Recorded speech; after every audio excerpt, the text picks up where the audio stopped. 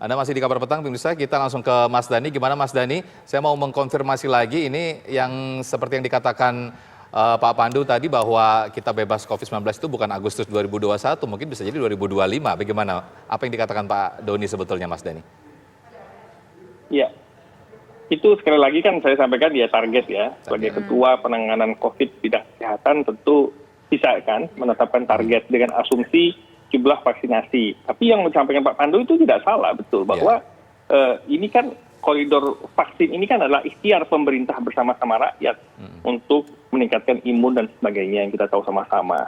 Jadi memang yang namanya vaksinasi ini tetap diikuti dengan 3M, itu yang disebut dengan adaptasi kebiasaan baru, sehingga ditargetkan itu ya Agustus lah bisa selesai. Ya insya Allah. Agustus 2021 ya Pak Dhani ya? Agustus 2021 bisa selesai dengan asumsi memang distribusi kepada 181,5 juta jiwa sudah tervaksin semua selesai, ya itu insya Allah menjadi titik di mana angka COVID sudah bisa dikendalikan dengan baik dan tidak ada penambahan kasus secara signifikan.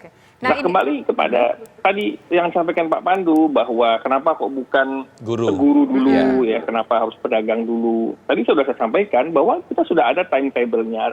Ini dalam waktu yang nggak lama, mungkin besok atau lusa sudah juga disiapin untuk guru. Karena kita tahu ya, jumlah guru atau baik itu honorer maupun guru yang tetap dan tergabung dalam PGRI maupun yang lainnya itu ada, sudah tercatat itu jumlah guru itu ada sekitar 5 juta, 5,058 juta jiwa. Sekitar 5 juta jiwa. Untuk para pedagang sendiri, jumlah yang sudah tercatat sebagai penerima vaksin ada 4 juta. Jadi beda-beda tipis ya antara jumlah guru dengan jumlah pedagang yang tercatat itu beda-beda tipis. Satu guru 5 juta jumlahnya, akumulasinya, untuk pedagang ada 4 juta. Nah, itu pedagang termasuk pedagang yang di pasar tradisional dan juga termasuk di pasar-pasar modern, termasuk di mal? Termasuk semua pedagang. Yang namanya pedagang kan total secara konsolidasi. Pedagang itu kan, baik pedagang tradisional, pedagang modern, sama-sama pedagang masuknya kategorinya. Itu ada 4 juta jiwa. Artinya serentak akan dilakukan di sejumlah pasar di seluruh Indonesia ya Mas Dhani? Ya, ada banyak spot yang dilakukan untuk para pedagang itu yang tentu di pusat-pusat keramaian. Ya. Karena kan tujuannya adalah untuk mengeliminir terjadinya transmisi di pusat-pusat keramaian, salah satunya di di tempat perbelanjaan atau perdagangan ini. Yang jumlah 4 juta itu, nah hari ini itu sebetulnya kerjasama antara Kementerian Kesehatan dan Pemprov DKI menyelenggarakan acara ini. Jadi kerjasama. Nah, kan itu semua ada kayak IO-IO-nya ya. Maksudnya IO itu maksudnya organize-nya. Siapa yang mau organize ini? Kalau hari ini kan Kemenkes, kemudian juga pemerintah Provinsi DKI. Nanti ke depan untuk guru di mana lagi spotnya, lalu kemudian diadakan. Tapi yang paling penting adalah di pusat keramaian ini, kayak di Tanah Abang tadi, kita tahu bagaimana mobilitas dan kerumunan keramaian di Tanah Abang. Kalau ini sudah bisa tertib, flow-nya sudah betul, sudah memenuhi standar, berarti kan ini bisa kita jadikan template SOP lapangannya. Nah, SOP lapangan yang sudah kita jadikan template, kita tinggal copy paste di beberapa tempat dengan pola atau flow chart yang sama kayak yang dilakukan tadi di Tanah Abang. Nah untuk guru segera akan kita lakukan. Nah ini berbicara untuk tahap 2 dulu, masih ada tahap-tahap selanjutnya. Untuk tahap 2 ini berarti pedagang, kemudian guru, kemudian juga wartawan, kemudian juga aparatur negara, teman-teman media, aparatur negara, kemudian juga siapa lagi Mas Dhani dalam rentang waktu tahapan kedua ini dan berapa totalnya? TNI, Polri, jadi gini, dari 181 jiwa tadi, itu ada tahap kedua ini kan kalau nakes kan kita tahu tahap pertama kemarin itu ada sekitar 1,45 juta ya untuk nakes. Untuk lansia sudah dihitung itu sekitar 21,5 juta jiwa. Itu untuk lansia.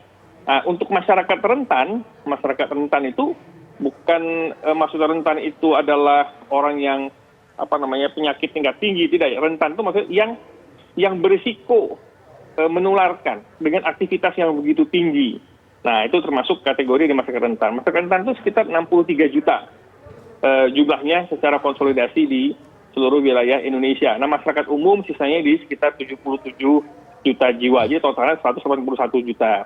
Nah, untuk pelayanan publik sendiri, hanya pelayanan publik aja, dengan yang tadi saya sebutkan pertama tadi, kriteria pelayanan publik, itu ada sekitar 17,4 juta jiwa.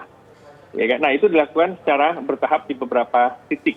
Itulah gunanya data terpadu yang dibuat oleh Kementerian Kesehatan untuk bisa melihat data itu secara lebih accountable, lalu bisa melihat potensi-potensi yang mana yang belum divaksin, yang mana sudah divaksin, lalu bagaimana treatment atau proses edukasi dan persuasif yang kita lakukan bagi masyarakat yang belum bersedia untuk divaksin. Itu kan ada proses edukasi dan persuasif yang mesti kita harus lakukan. Baik, saya ke Pak Pandu. Pak Pandu, menurut Pak Pandu, langkah yang dilakukan oleh pemerintah dengan tahap kedua dilakukan vaksinasi ke pedagang ini, apakah cukup menekan penularan COVID-19 di Indonesia khususnya? Akan menekan ya mungkin ya. Ya, masih jauh.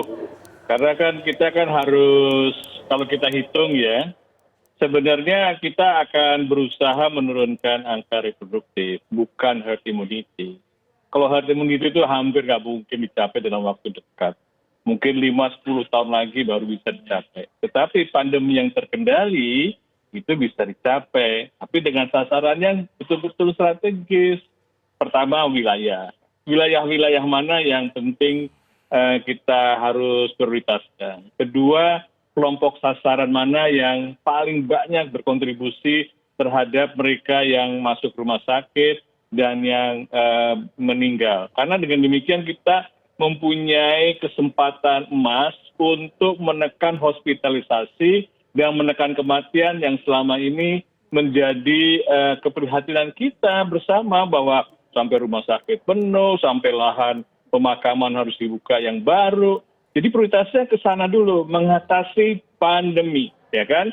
Kemudian kita melihat sektor apa yang paling penting untuk kita lakukan. Misalnya saya sih sangat prihatin dengan situasi pendidikan kita yang sampai setahun ini anak-anak tuh masih belum bisa belajar dengan baik. Nah, waktu itu saya sarankan cobalah mulai dengan kelompok guru dulu. Baru kemudian kelompok-kelompok lainnya. Itu yang menurut saya prioritas itu harus didiskusikan lagi, harus dibicarakan lagi. Karena hari ini kan Pak Presiden datang secara simbolik. Nah itu penting. Saya bisa mengerti, loh kok Pak Presiden lebih mementingkan pedagang dibandingkan pendidikan. Apakah itu yang menjadi perhatian pemerintah? Kalau Presiden memang memprioritaskan untuk bagaimana menangani pandemi, kan semuanya kan dalam bahasa-bahasa simbolik dan juga bahasa-bahasa yang kita harus cermati bagaimana secara psikologis bisa kita sama-sama menekan pandemi ini. Baik. Terima kasih Pak Pandu Riono atas waktunya bersama kami, dan terima kasih juga Mas Dhani sudah berbincang bersama kami di program Kabar Petang. Apapun itu tentu kita berharap agar pandemi COVID-19 ini segera berlalu secepat mungkin. Betul sekali. Dan pemirsa, Kabar Petang akan kembali dengan sejumlah informasi lainnya. Usai jeda sesaat lagi.